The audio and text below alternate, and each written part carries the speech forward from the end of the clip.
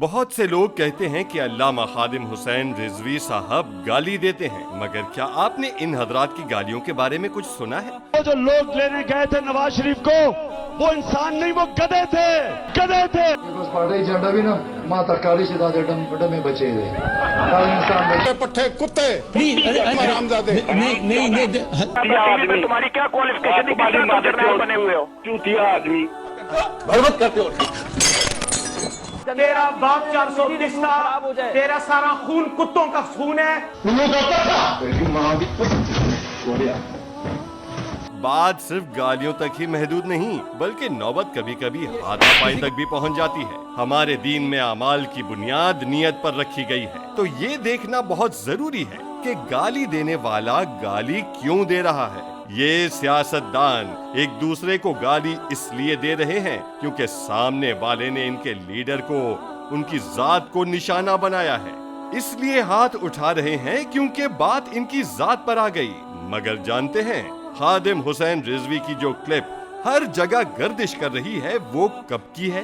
یہ کلپ غازی ممتاز قادری کی شہادت کے دوسرے دن کی ہے۔ اس دن ہر عاشق رسول کا دل غم سے بوجھل اور ذہن غصے سے بپرا ہوا تھا۔ امیر المجاہدین کا یہ غصہ اپنی ذات کے لیے ہرگز نہیں تھا، بلکہ اس بات پر تھا کہ اسلام کے نام پر حاصل کیے ہوئے ملک میں ناموس رسالت پر پہرا دینے والے غازی کو پھانسی پر چڑھا دیا گیا۔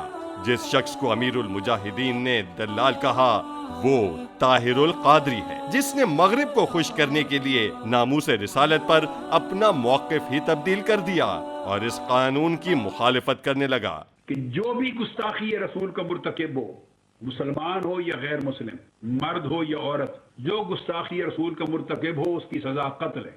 Whatever the law of blasphemy is not applicable on non-Muslims. It's not applicable on Jews and Christians and other non-Muslim minorities. It is just to be dealt with Muslims. ایمان تاثیر کی آپ نے بات کی، جس شخص نے اس کو مارا، whatever was the background، وہ شخص قاتل ہے، اس کو قاتل ہونے کی حیثیت سے سزا ملنی چاہیے تھی۔ دلال کون ہوتا ہے؟ جو پیسوں کے عوض کوئی چیز فروخت کر دے۔ تو پیسوں اور شہرت کے عوض دین بیچنے والے شخص کو دلال کہنا کیسے غلط ہو سکتا ہے؟ یاد رکھیں، کوئی لفظ گالی تب بنتا ہے جب وہ حقیقت کے خلاف ہو، مگر حقیقت بیان کرنا گالی نہیں کہلاتا۔ مثلا کتے کو کتا کہنا گالی نہیں، مگر انسان کو کتا کہنا گالی ہے۔ تو بتائیے امیر المجاہدین نے طاہر القادری کے بارے میں جو کچھ کہا وہ حقیقت ہے یا گالی؟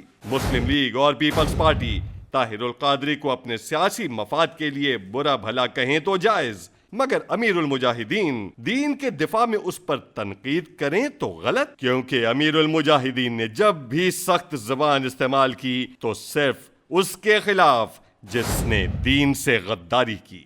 میں آپ کو چیلنج کرتا ہوں کہ ایک بھی ایسی ویڈیو پیش نہیں کی جا سکتی جس میں امیر المجاہدین نے خود پر تنقید کرنے والوں کو برا بھلا کہا ہو۔ ان کا ہدف صرف دشمنان دین ہیں، ہم تو پھر بھی صرف سخت زبان پر اکتفا کیے بیٹھے ہیں۔ اب آئیے اصل مدے پر۔ سخت زبان تو سب نے استعمال کی، سوال یہ ہے کہ آپ کس کی سخت زبان کو نظر انداز کرنے کو تیار ہیں؟ ان کی جو سیاست کے لیے لڑتے ہیں یا ان کی جو دین کے لیے آواز بلند کرتے ہیں؟ فیصلہ آپ کا۔ ووٹ انہیں دیں جن کی لڑائی اپنی ذات سے شروع اور اپنی ذات پہ ختم، یا انہیں جن کی لڑائی دین کے دفاع سے شروع اور دین کے اقتدار پر ختم۔